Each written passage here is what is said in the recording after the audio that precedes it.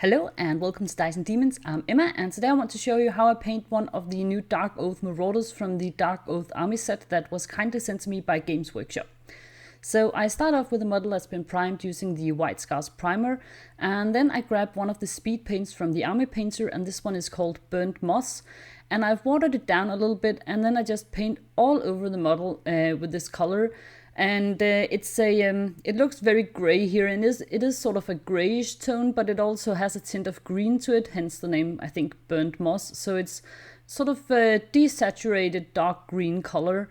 And I'm going to use this because I am doing a sort of slap chop method, and I could also go with black or just pure gray, but I like the slight tint of color that the greenish tone gives it compared to, let's say, gray or black, which I think is a little bit too desaturated for my taste. And then I just do an all over quick dry brush using a white paint, just to make sure that I get some nice raised edges where you will have more light showing through, and will then of course give you a better sense of light and shadow than if you just painted directly on top of a white primed model. Then I started blocking in the skin tones, and the first color I'm using here is a contrast paint from Citadel, and it's called Darkoath Flesh, and I thought that was probably a very appropriate skin color for the new Darkoath models. I've never really used this one before, but I think it's really nice, and it gives a slightly warmer tone to the skin color than if you're using something like Golem and Flesh, for instance. Then for all the different bits and pieces of leather and fur, I use different brown colors. Again, these are both speed paints and contrast paints. I'm using the Gorg Runs of Fur and the Snakebite Leather from Citadel, and I'm also using one that is called Satchel Brown, which is from the Army Painter range. And the reason I'm using all sorts of different browns is just to have a little bit of color variation with all these leather bits they have, and I didn't want to spend huge amounts of time painting these up, so I thought if I just give them all sorts of different colors, it will look pretty decent in the end without having to spend ages trying to make them look different with shading and highlighting afterwards.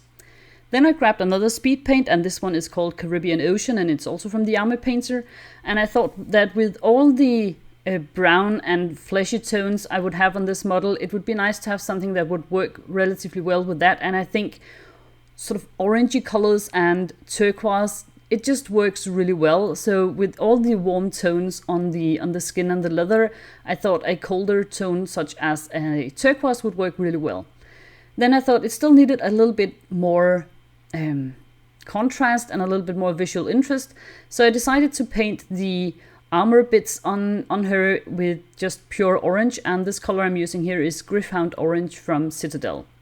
I then started to work on the skin, and I thought it was just a little bit too dark and a little bit too desaturated for my taste, so I mixed up a bit of the Darkoath Flesh with a color called Dark Ochre from Kimera Kolors, and it's sort of a nice lighter brown color, and I put that all over the skin on the model here, and I made it relatively thin so that so it wouldn't be too opaque, so that you would still be able to see the darker shadows underneath.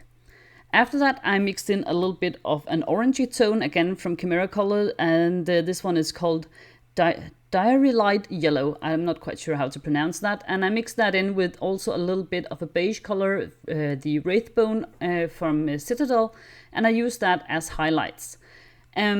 I didn't want to spend ages painting up the skin because I really want this to be something that I can do for an entire army, and so it needs to be something that's relatively efficient while also ending up looking fairly good. So then lastly, I mixed in just a bit more of the Wraithbone and gave it a final highlight.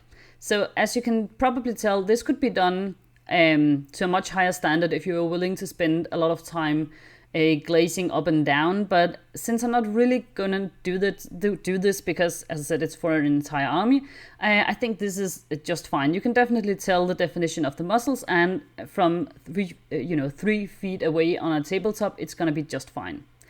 Then I started putting on shadows on the cloth, and for that I am using Achillean green from Citadel, and I'm using, as you can see, small diagonal lines which are called hash marks or cross hatching, and I use those both because I think it's more fun than glazing and because I think it adds a nice bit of texture to the cloth.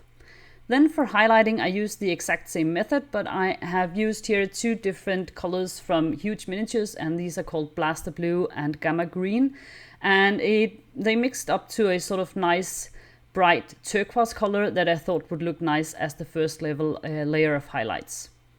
For the last highlight I mixed up a bit of Starfire Yellow, again from Huge Miniatures, and this is a very light, cold, bright greenish yellow, and I mixed that with some white paint, so now I have a very, very light, cold yellow color that I'm using for the final layer of highlights here.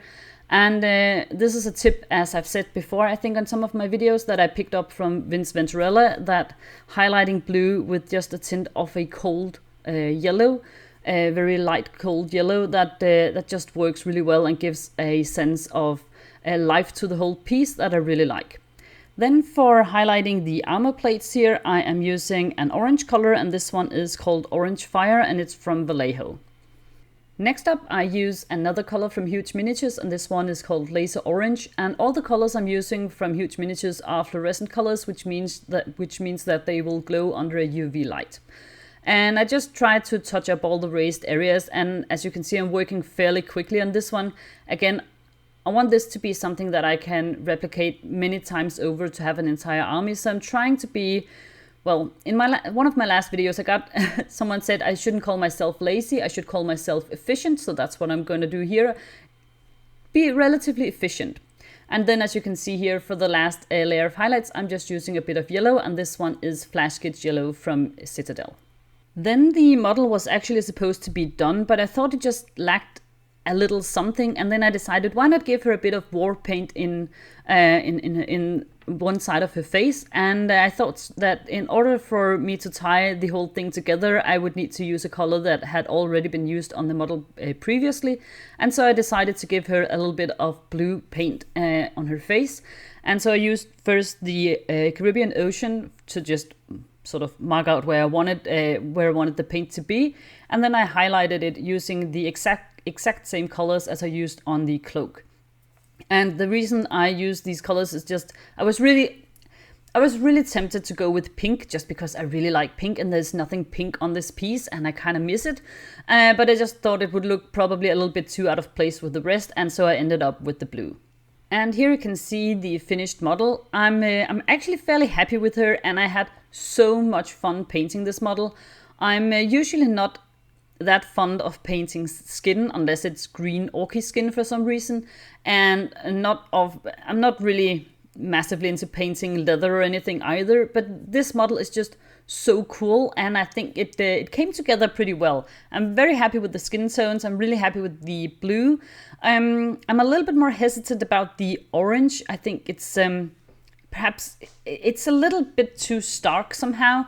But on the other hand, I do think it's fun, and it makes everything stand out. And orange and turquoise, as I said, I just think those two colors go together really well.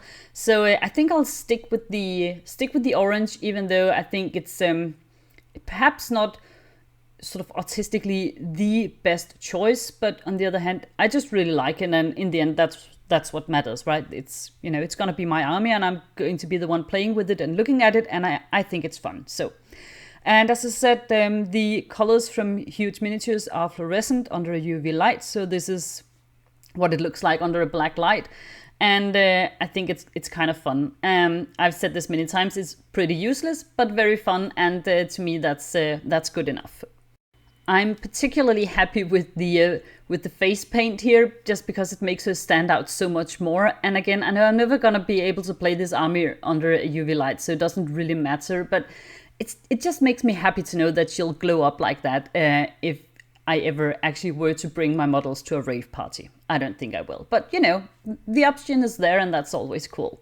So anyways, before you leave, I would of course like to take the opportunity to thank the wonderful people who support Dice and Demons over on Patreon.